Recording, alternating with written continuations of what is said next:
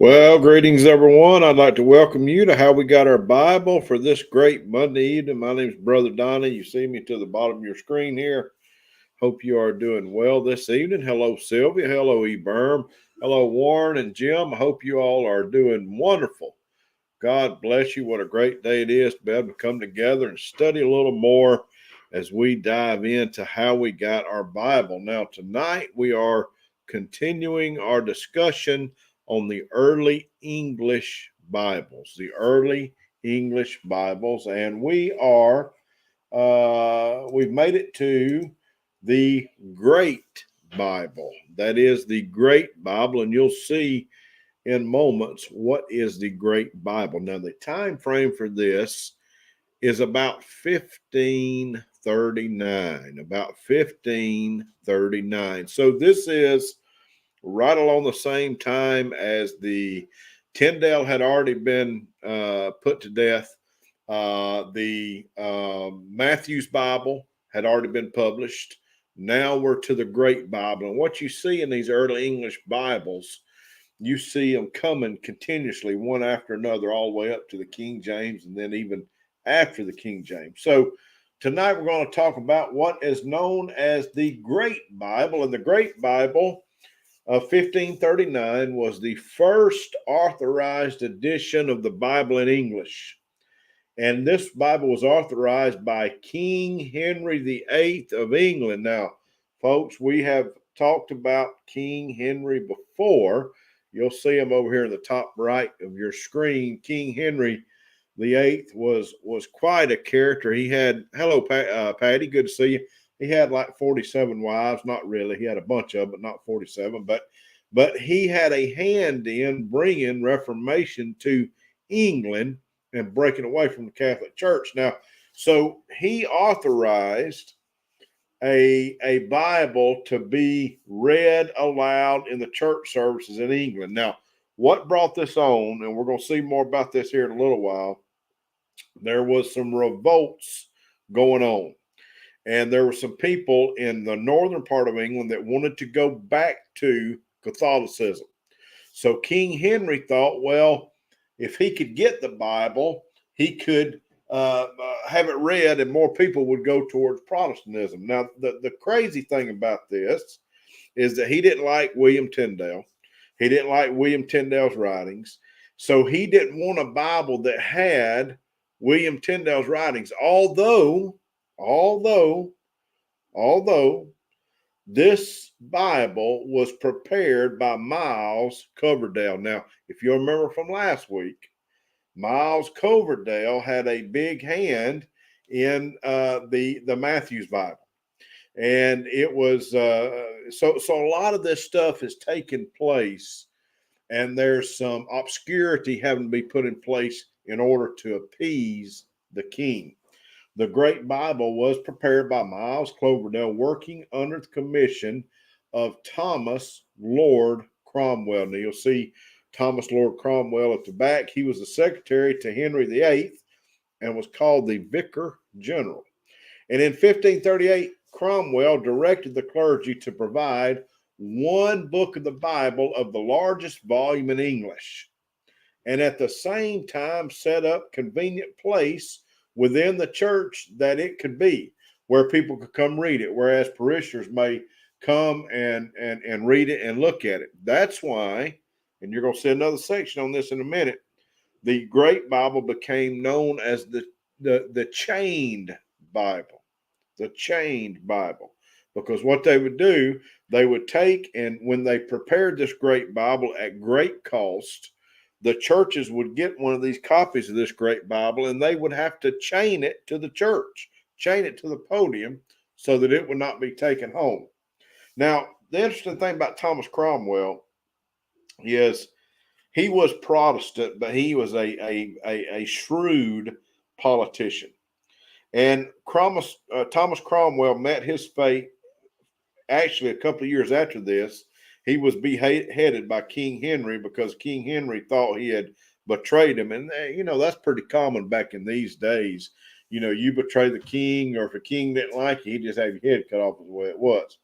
Now, although called the Great Bible because of its large, hey, Hodges, Although called the Great Bible because of its large size, it is known by several other names. The King's Bible, because of King Henry VIII of England, who had authorized it. The Cromwell Bible, since Thomas Cromwell directed its publication. White Church's Bible, after its first English printer. The Chain Bible, since it was chained to prevent removal.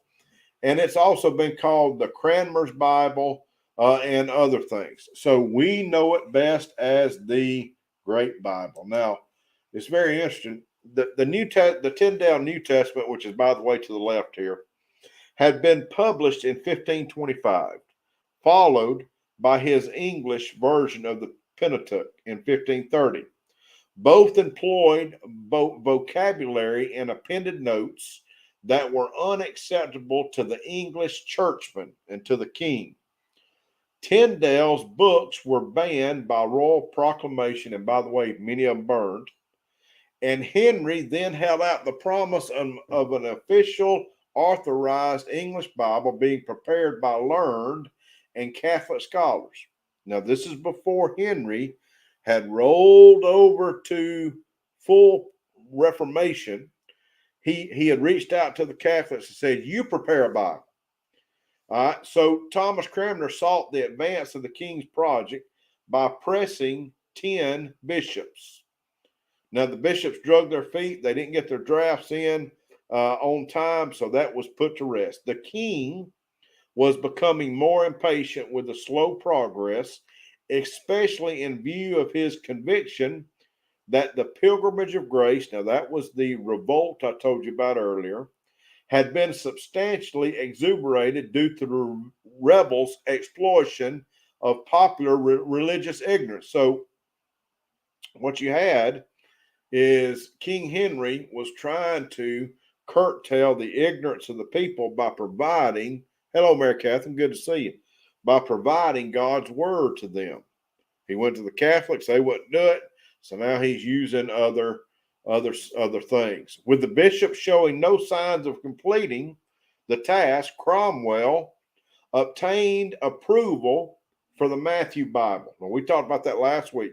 The Matthew Bible was put as an interim measure in 1537, the year of its publication under the pseudonym Thomas Matthew. You remember John Rogers? You remember John Rogers? Cloverdale, Tyndale, all these had a hand in these Bibles. Cromwell had helped to fund the printing of this version. The Matthew Bible combined the New Testament of William Tyndale and as much of the Old Testament as Tyndale had been able to translate before being put to death that year for heresy. And we talked all about that. So this is what I mentioned, the chained Bible. Now, I found this very interesting, folks. I hope you can see these pictures. By 1538, it became compulsory for all churches to own a Bible in accordance with Cromwell's injunctions. That means that every church, every Protestant church, every church in England was supposed to have a Bible. Now, when they first printed the Bible, first printed the Great Bible, there were, I think, 9,000 copies that were printed. Maybe much less than that, but I think I got that number right, 9,000 copies. Now, so these pictures here show the chain Bibles, and this is how they would chain them literally to the church. They wanted people to read this Bible at this time, but they were afraid people would come and steal the Bible. Cloverdale based the Great Bible on Tyndale's work, but removed the features objectable to the bishops. So he left some, and I'm going to show you that in a minute. He translated the remaining books of the Old Testament using mostly the Latin Vulgate and German translations. Coverdale's failure to translate from the original Hebrew, Aramaic, and Greek texts gave the impetus to the bishop's Bible. That means that later on, there's another Bible that came out, and we'll talk about it, called the Bishop's Bible, which was mostly a Catholic Bible. The Great Bible's New Testament revision is chiefly distinguished from Tyndale's source by numeric phrases and sentences only found in the Vulgate. For example, here is Acts 23, verses 24 through 25. Now, I'm not going to read this. You see it on the screen. Now this is pre-Elizabethan English, verse 24. And delivered them, I'll try to read it. Delivered them beasts that they may set Paul on and bring him safe until Felix, for he did fear lest happily the Jews should take him away and kill him, and he himself should be afterwards blamed, as though he would take money. And he wrote a letter after this manner. Now, the New Testament, that was the Great Bible. The non-italicized portions are taken over from Tyndale's without change, but where it's italicized here, those are the ones that has been changed and then added, for instance, to the Douay-Rheims. The whole point being that what he had to do, he had to change some of it in order to appease some of the churches. The version of the Great Bible gets its name from the size of the Bible because it was large, it was big. And as a matter of fact, the Bible that was given to King Henry was of a massive scale, and it had wooden artwork, wooden embroidered artwork on the front, and it was a beautiful Bible. Now that Bible today is at the British Museum, and then the Bible that was given to Lord Cromwell was very similar. It was a little bit smaller, but because of the largeness of this Bible, it was called the Great Bible. Let's see. Let me just read this. The decree dates 1538, 12 years after Tyndale's books were burned and 2 years after he was burned. The installation, and if you'll remember, let me just say this. You remember what Tyndale prayed before he was burnt? He said, open the eyes of the king. You remember that? Open the eyes of the king. And that's what happened, at least for a little while, for King Henry. The Great Bible appeared in 7 editions in 2 years and continued to be recognized in power for 30 years. And much of the present English church prayer book is taken from it. But because the Bible was given so openly, people started taking advantage of it. King Henry became vexed because he heard the words being of the Bible being disputed, rhymed, sung, and jangled in every alehouse. King Henry began to put restrictions on the use of the Bible, and there were to be no notes or no annotations in any versions, and those that existed were to be blacked out. Only the upper class were allowed to actually possess a Bible. That's why they changed it to the podium.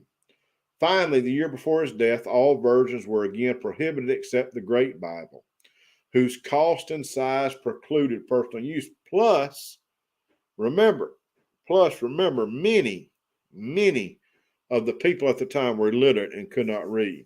It's very important to remember that. This decree from the king led to another great burning of Bibles in 1546. Tyndale, Coverdale, and Matthew, all but the Great Bible. And this is where a lot of the old works of these great ones perished when they were burned. Now, his son Edward, the regency, cast off all restriction on translation and the publication of the Bible, and all the suppressed versions were republished. The order for the Great Bible in every church was renewed, and there was to be added to it a copy of Erasmus' paraphrase of the 4 Gospels. And in an English translation undertaken in part by Princess Mary, the king's Catholic sister, nearly 50 editions of the Bible in whole or in part appeared in those 6 years. And when Mary herself succeeded to the throne in 1553, she maintained her brother's policy of encouraging public reading of the Great Bible and paraphrases. But versions with overtly Protestant notes were once again liable to be burned. In other words, they went back towards Catholicism. So that is the Great Bible. It was a volatile time. and it was a political keg, a powder keg, if you will.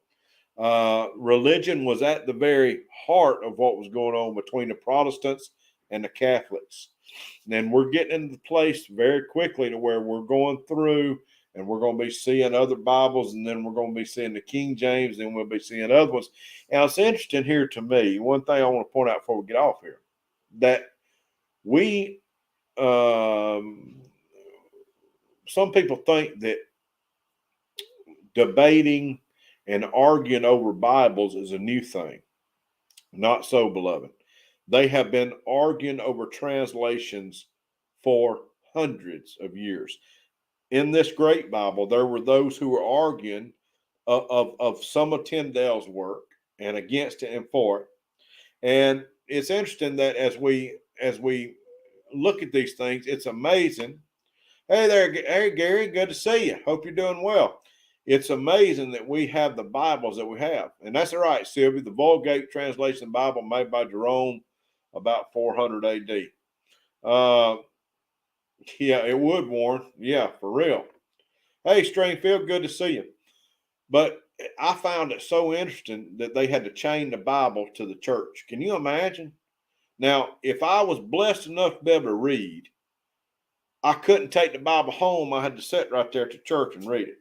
But to their benefit, at least the leaders were trying to let them read the Bible. And this is what, and I'm going to tell you, and I don't want to offend anybody here. But notice now, you see the difference between Catholicism and Protestantism. Catholicism kept them in ignorance, kept them controlled, kept them down. Protestants opened the door of knowledge of God. The Reformation brought the knowledge of God throughout the scriptures. All this worked hand in hand, folks. And that's why we do some of what we do today. Listen, hope his words blessed you. One thing I wanted to tell you, each one of you know I preach every single Sunday. I do a Word document that goes, an outline that goes with my Sunday sermon. If anyone would like to have a copy of that Word document, email me and I'd be glad to furnish that to you. I've got a couple of dear ladies on here that like to have the Word document, and I'd be glad to send that to you as well. If I can answer any questions, please let me know. And I certainly want to thank you for joining us. It's been my pleasure this evening. And if I can do anything else in the future, let me know. Hope you have a great day. You've been listening to How We Got Our Bible. My name is Brother Donnie, and we'll look forward to seeing you next time. Bye-bye.